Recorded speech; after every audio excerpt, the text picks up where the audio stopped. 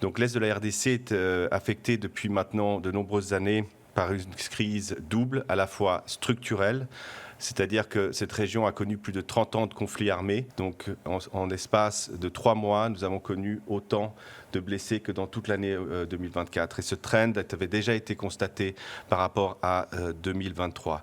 On constate également que plus de 70% de ces structures de santé souffrent de rupture de stock.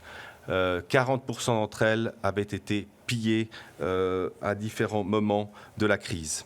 Mais plus grave encore, une augmentation par 4 du nombre d'enfants morts-nés, ce qui s'expliquerait, et ça devrait être encore approfondi comme étude, mais en raison de limites dans le plateau technique, de la fuite de certains personnels, en raison de l'insécurité, des manques de médicaments et également des difficultés d'accéder à certaines structures en raison de l'insécurité.